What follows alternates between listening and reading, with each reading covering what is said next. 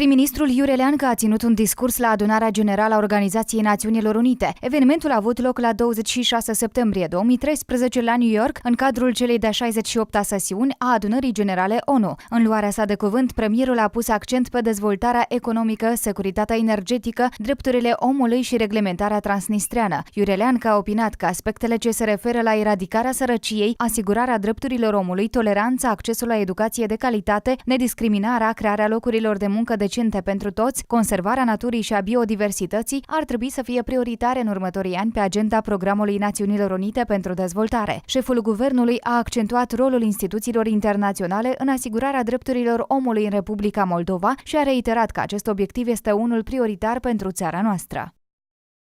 We welcome the inaugural opening earlier this week of the high-level dialogue on sustainable development as a key step towards the implementation of the Rio +20 outcome document. We expect that the high-level dialogue will enforce and put into action the three pillars of sustainable development: economic prosperity, social equity, and environmental protection, with a firm commitment of the member states to deliver on those priority areas. We recall the huge effort it took for this organization to agree last year in Rio on the wide-ranging framework for a world working cooperatively towards a sustainable future, and we are hopeful that this effort will yield its results sooner rather than later. Mr. President, for the Republic of Moldova, sustainable development is the only way of ensuring a decent life for its population. And thus, we must achieve economic development and resolve the problems of energy security and simultaneously make our environment healthy. And thus, my government is concentrating its efforts in partnership with international stakeholders, and particularly the European Union, which acts as a point of reference for our national policies. We believe that the political determination, mutual assistance, and transparency on all important issues will bring positive change, both for the developed economies as for the emerging and poor economies. We believe that matters such as eradication of poverty, human rights and tolerance, access to a high-quality education without discrimination between boys and girls, decent jobs for all, the protection of nature and biodiversity, all these should be given particular priority in the United Nations agenda for development over the coming years. Inter-Sectoral Cooperation is also a key issue, and it is for this reason that international partners, the community of donors, including the private sector and civil society, should work hand in hand with the United Nations and governments in order to mobilize the necessary funding and channel it towards concrete projects that are results-based and also towards investment in these essential spheres. I would also like to talk about problems of migration and the dynamic of populations.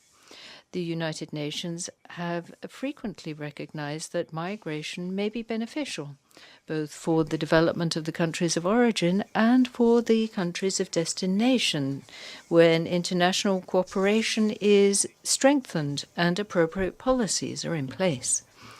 And that certainly applies in the case of the Republic of Moldova, where migration has contributed to macroeconomic stability over recent years.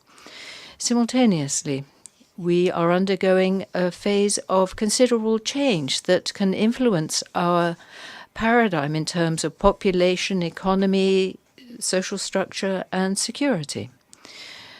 Investing in human capital is certainly a way out of demographic volatility and constitutes an essential condition for the prosperity of a country while ensuring respect for human rights. And thus, we intend to reduce interdependence between development and migration flows and create an enabling environment for community development.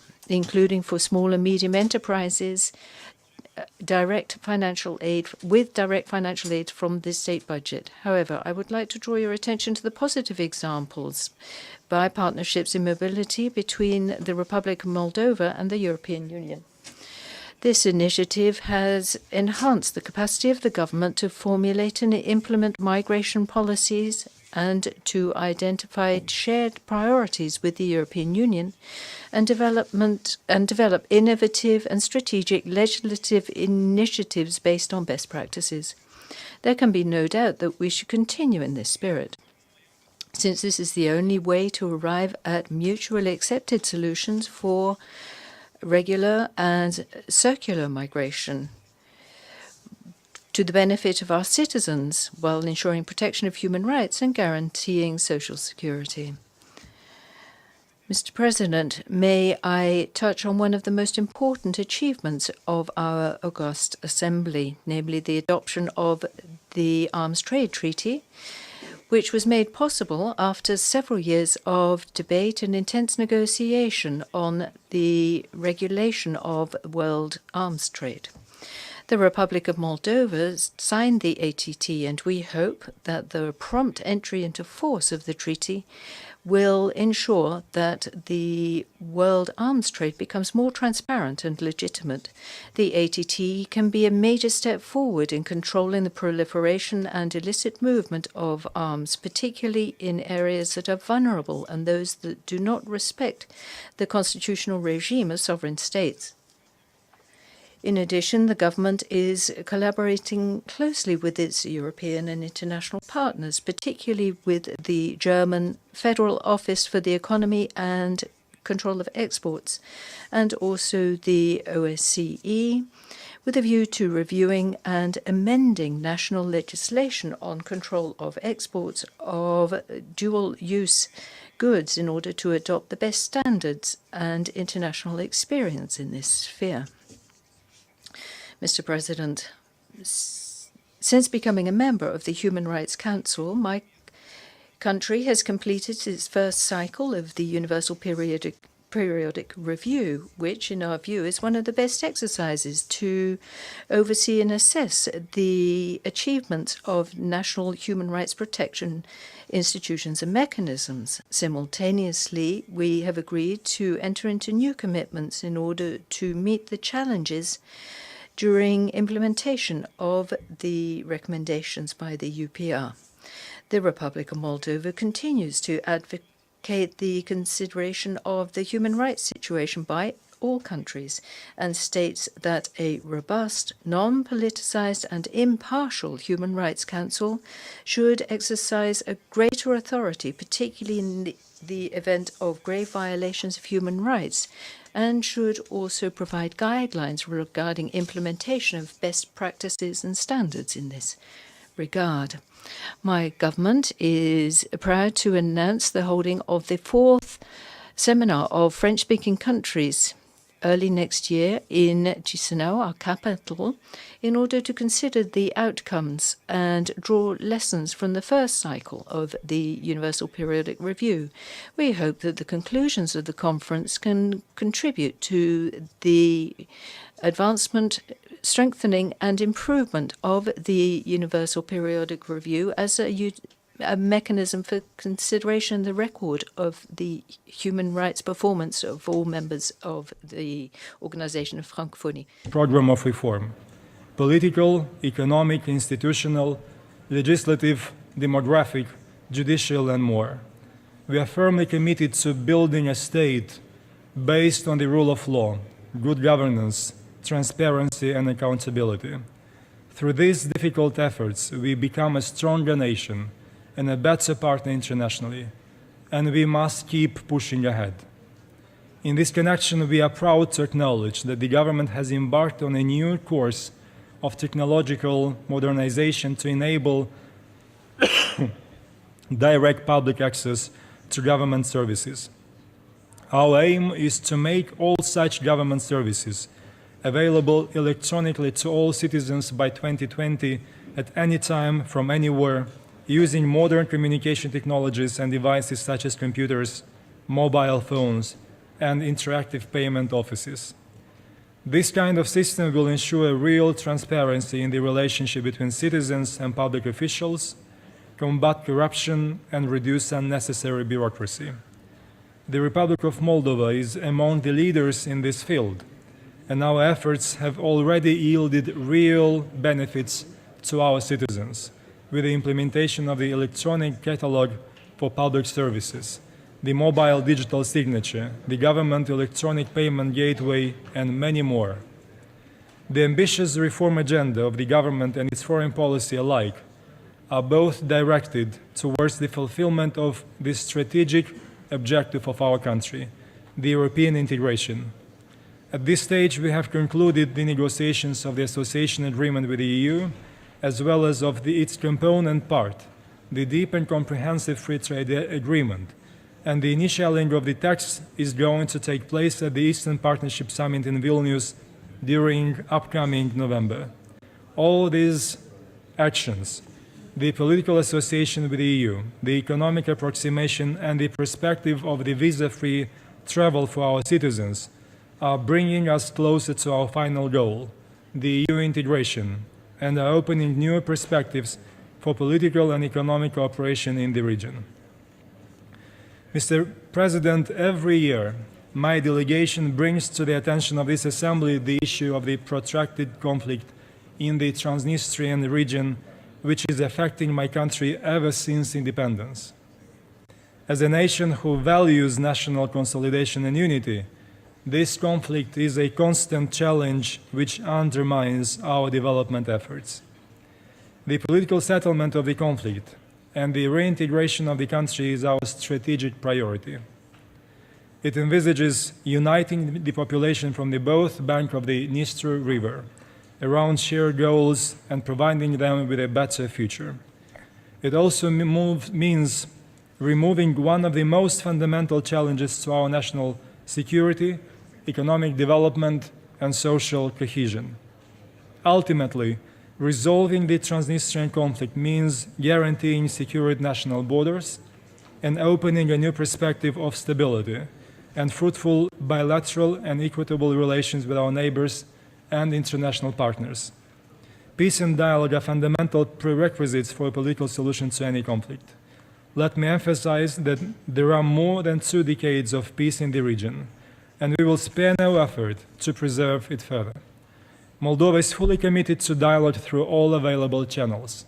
But in order to achieve the desired outcome, we strongly need trust inside the resolution process and genuine engagement and commitment from outside. We advocate for the continuation of the confidence-building measures, activities which have been taking place since 2007 with the support of the UNDP and the European Union, aiming at bridging the gaps between all the stakeholders from the both banks, involving local authorities, business communities, and the civil society. The vision of the government of the Republic of Moldova for a final solution of the conflict, which I will delineate further on, is unambiguous and inclusive. First, the comprehensive and viable solution must be based on the respect for sovereignty and territorial integrity of the country.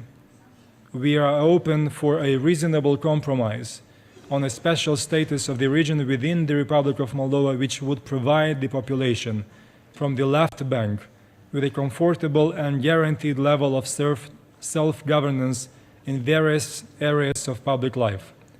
There should be a single constitutional, economic, and defense space within internationally recognized borders of Moldova. At the same time, the Republic of Moldova should remain a functional state which continues to advance on its European path and makes every effort to allow the population and the business communities from the both banks to equally benefit from our extensive partnership with the European Union and hopefully within the European Union. On the conflict resolution matter, we will continue with a renewed impetus to seek for solutions in order to ensure the freedom of movement, improve transportation links, and new and real opportunities for businesses on the both banks of Dniester. We will also double our efforts to convince our partners to start talks on political and security issues, including on the future status of the region within the recognized border of the Republic of Moldova. Moreover, we will seek to intensify law enforcement interaction, preserve stability in the security zone, and reaffirm our stance for the need to transform the current peacekeeping mechanism into an international civilian mission. Strengthening the respect for human rights is of utmost importance to us. The report of the UN High-Level Advisor for Human Rights in the Transnistrian region of the Republic of Moldova, Mr. Thomas Hammarberg, offers a good roadmap for joint activities in this regard. I would additionally like to reiterate our long-standing and unwavering call to finalize the withdrawal of the Russian military forces and ammunitions from the territory of the Republic of Moldova in accordance with relevant international commitments. Concluding this chapter, I would like to express my government's conviction that the future of the region is brighter if we join our efforts to build a stronger and unified country, open to Europe where it naturally belongs, open to diversity, tolerance, economic and market opportunities. We are optimistic that we can achieve it because there is no better scope we could embrace for the well-being of our people and the consolidation of our nation. Mr. President, the Republic of Moldova places peace and real constructive dialogue above any political goals and ambitions. We follow with great concern the continuing violence in the Middle East and abhor the loss of so many lives and future resulting perhaps in an irremediable maiming of the consciousness of a whole generation, not only in the conflict zones, but worldwide. The refugee crisis in Syria magnifies the woes of war. Hundreds of thousands of people have been displaced as they try to save their lives and find peace. My own country has offered protection to a number of Syrian refugees and recognized the significant burden that Syria's neighbors and other receiving countries, many in Europe, face as they seek to alleviate the Syrian refugees' suffering and offer them a better chance for survival and affirmation of their basic human rights. It is time for all sides to take a step back, find a peaceful solution, and build a future for their people rather than pursue fleeting, treacherous, and so often deadly political goals. In concluding, Mr. President, I would like to express the hope that during the current session, the members of this Assembly will succeed in reaching valuable decisions on topic issues such as sustainable development, peace and security, human rights, and many others. My delegation is willing and open to make its contribution in a collaborative and constructive way. Thank you.